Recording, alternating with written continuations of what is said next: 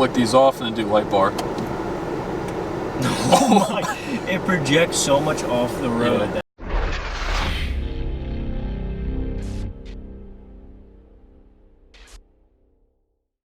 What's going on, everybody? Ratchet Wrenches is back for another video, and today we got the 2016 Jeep Cherokee Trailhawk edition, and we got this nice LED light bar which we are actually going to be installing, and we're going to walk you through it. We noticed that you guys love videos on this particular vehicle, so we're going to provide you with some more, and without further ado, let's get into it.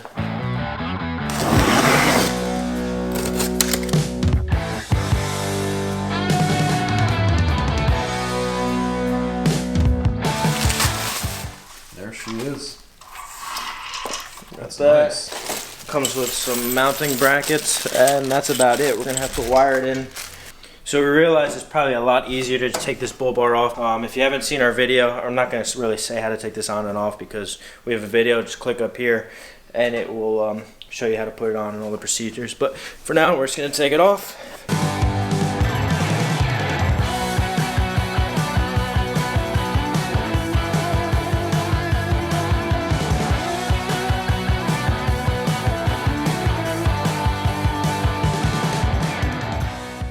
So the bull bar is officially off. We're gonna pretty much take this little shield out of the way. It's got 3 Allen key screws right here and then these 2 up here. We're gonna use these pre-existing holes for the light bar. So we're just gonna take this out.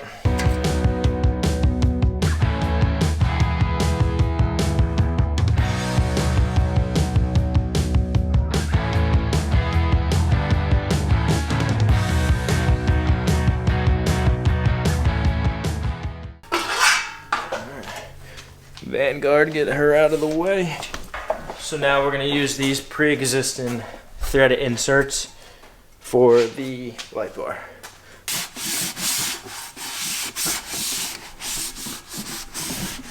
So there's 3 nuts right here that we're going to line up with 1, 2, and 3. And we got these little brackets that are going to pretty much put a thread through there. And then this will hook up to like so, and then we'll put a thread through there. So these brackets has a curve and then a flat part. The curve is obviously going to go around the round part of the light bar. So we're going to take the flat part and then the screw and a washer, and we're just going to thread that in right there. We'll just set these brackets up before we start lining these screws up like I was showing you before. So we'll just get this in. It's an Allen key.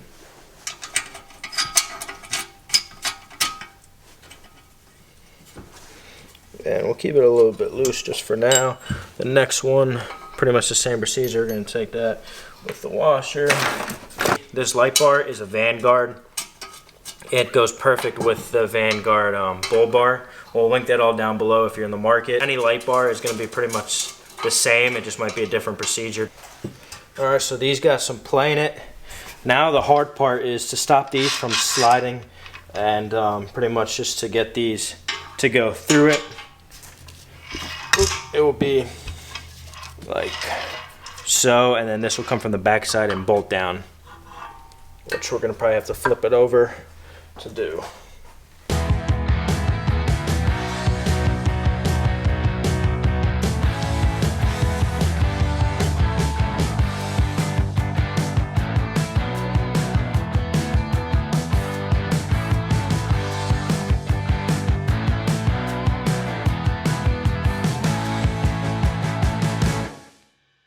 So that's the finished results. Everything is nice and sturdy. It's perfectly level. So it'll project outwards and not downwards or upwards and blinding anybody. Now we just got these wire leads. So we'll hook this back up and then we'll figure out a way to rig up this wiring.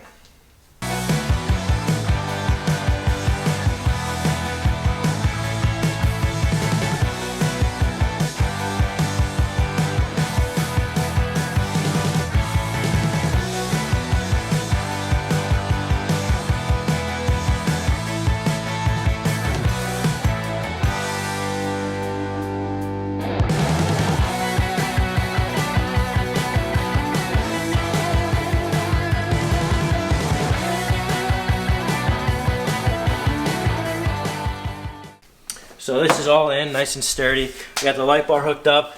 Now what we're gonna do is we're gonna put it on the same circuit as the fog lights. Every time we turn the fog lights on, this will turn on with the standard OEM switch. We don't use the fog lights that often, but it'll be good when we have fog and we actually use them. This is lower than the fog light, so it will provide better vision and clarity. So we're either gonna tap it into the fog light wiring harness itself, or we're gonna get it into the fuse, depending on how we wanna do this. So just stay tuned with us and we'll do that now. But if you want to get it on a separate circuit and you don't want it with the fog lights, you can rig it up yourself. Just connect it to a power supply and then use a switch. I think personally it's better to tag it or do it with the fog lights. It just makes it more sync and almost OEM feel. So we got the fog light here. We found the whole harness. We're going to tap into here. We figured out which side was the power and the ground. On this case, actually the black was the ground and this red with the white was the power. It might be different on yours, so use a test light to figure that out. Luckily on this light bar, they told you ground is black, power is red, so we're going to tap in that red with that, and the black we're going to ground out. So we're going to probably cut this back a little bit. It's got a little protective housing there. Cut it back some more. We're going to use a piggyback connector style, so we're just going to put it on over that side. I'll show you that in a second. Alright, so we're going to tap this with that wire right there. It's going to go piggyback style, so we'll get that now. So for those of you who don't know, this is a piggyback connector. So this is how it's going to work. You put the wire through there, that red wire. So this is the power side. So what we're going to do is clamp that little metal piece down, and that will go through both wires and create a connection through that metal piece. And we'll wrap that around like that. Boom. Now those wires are connected. This is ground, so we'll connect it to the black here, or we could bolt it down somewhere. We got the power hooked up and we got the ground hooked up. Now in theory, this light bar should turn on when we turn the fog lights on. So we got Danielle. This is actually her car. So turn it on, the fog lights, and yeah, she's not messing around. Dude, that's bright. That's pretty damn bright. Oh man. Yep, there it is. There's a couple different routes you could go with the wiring. We just decided to tap it into the fog lights, but hopefully you found that straightforward tutorial wise for you guys, so you can do that. But like I said, there's fuse box. You go inside, you can hook up a switch. We just want to use the OEM fog light switch so it looks natural, looks part of the car. So now what we're gonna do is pretty much tape that up, make it look neat, put the fog light back in its housing, and that's really it. Actually, we'll go on some back roads so you guys can see what it looks like out in action. But yeah, it was a very straightforward tutorial, so please give it a thumbs up, give it a like for us. If you're new to the channel, please subscribe. It helps us out tremendously. If you want to see more work on this, which I know a lot of people have been asking for, please just comment down below on what you want to see, and we'll try and make it happen for you guys. But let's get this wrapped up and we'll go. Alright guys, we finished the light bar. We're on a back road here, as you can tell. No lights at all, so this will be a perfect test to really see how well this light bar performs. We turn it on for a second, it's very, very bright. So here's the finished product. Those are the high beams.